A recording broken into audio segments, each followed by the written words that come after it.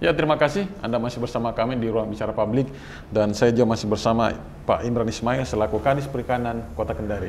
Pak Imran, menarik sekali di segmen pertama Pak Imran sudah menjelaskan 4 program dan kemudian bahkan menjelaskan secara detail masyarakat nelayan kita berikan ini. Jangan ragu, ini sangat tepat sasaran yang kami lakukan karena berbasis data yang dimiliki. Ya.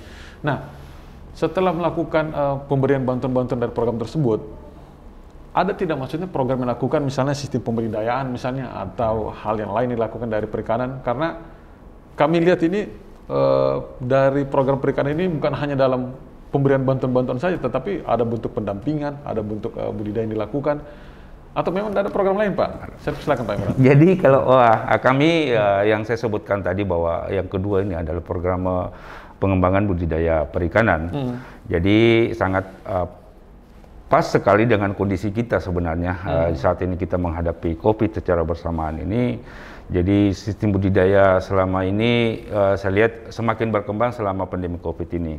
Di mana bahwa masa-masa kita mengalami pandemi ini, kita dilarang keluar, jadi masyarakat itu banyak tinggal di rumah. Dan hal yang banyak dilakukan oleh masyarakat ini adalah memanfaatkan apa-apa yang ada di sekitar rumah mereka. Salah satunya adalah membuat kolam sekitar rumah, terus dengan ikan-ikan hias. Kami dari Dinas Perikanan dalam hal membackup kebutuhan masyarakat ini, kami menyediakan sarana prasarana budaya perikanan ini. Apakah itu ikan hias maupun ikan untuk konsumsi. Di bentuk kegiatan yang kami lakukan adalah penyediaan bibit-bibit dari ikan itu sendiri, komoditi itu sendiri. Kami di aset kami di Dinas Perikanan dan pemerintah Kota Kendari ini, kita memiliki balai benih ikan air tawar dengan luas lahan itu seluas 2 hektar yang ada di Kelurahan Anggoya. Dengan kapasitas pembenihan itu dia bisa mencapai 1 juta ekor dengan luasan 2 hektar itu, dengan beberapa jenis ikan air tawar yang kita pelihara, nia, ikan mas, ikan nila, ikan gurami, dan lele. Kalau berbicara untuk ikan hias sendiri, ikan di dalam apa namanya tuh, ini ada, kami akan memelihara juga ikan koi. Jadi ini 2 tahun kemarin kami sudah mendatangkan indukan yang bersertifikat, dan itu adalah ikan-ikan indukan yang diharapkan bisa berkembang di masyarakat Kota Kendari ini. Dan variannya bukan hanya lele saja, Pak. Bukan. Sampai koi pun dilakukan. Jadi kita bermacam-macam. Ini ya kita sesuaikan dengan kebutuhan masyarakat yang banyak yang mereka inginkan. Iya.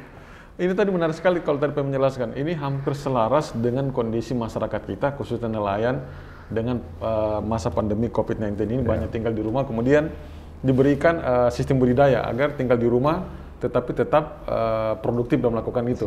Nah, kenapa sih langsung muncul gagasan seperti itu, Pak Imran? Apa memang gagasan ini nanti muncul pandemi, kemudian ada gagasan seperti ini, atau mungkin jauh sebelum itu sudah ada gagasan ini? Jadi kami di Dinas Perikanan ini untuk budidaya terutama ikan air tawar ini sebenarnya program ini sudah lama. Hanya coba kami lebih intensifkan di masa pandemi ini ke kondisi masyarakat yang seperti saya bilang tadi. Malah selain kegiatan yang saya sebutkan tadi, pengembangan budidaya ikan hias ini, kami juga ada kegiatan yang sangat menyentuh sekali masyarakat di masa pandemi ini, yaitu budidaya budidaya ikan dalam ember. Ini adalah bentuk masyarakat untuk memanfaatkan lahan-lahan yang sangat terbatas. Misalnya di perumahan-perumahan itu, sampai di ember pun di ember. Jadi kami menyiapkan mulai dari embernya, sayurannya. Jadi dia sistemnya ikan hidup dalam ember. Di atas penutup ember itu kita siapkan lubang-lubang untuk tempat hidupnya sayuran. Hidroponik ya begitu. Hidroponik ya. Jadi banyak manfaat. Selain mendapat ikannya juga langsung mendapat sayurnya. Jadi tidak usah ke pasar lagi dengan cara ini, tidak lama.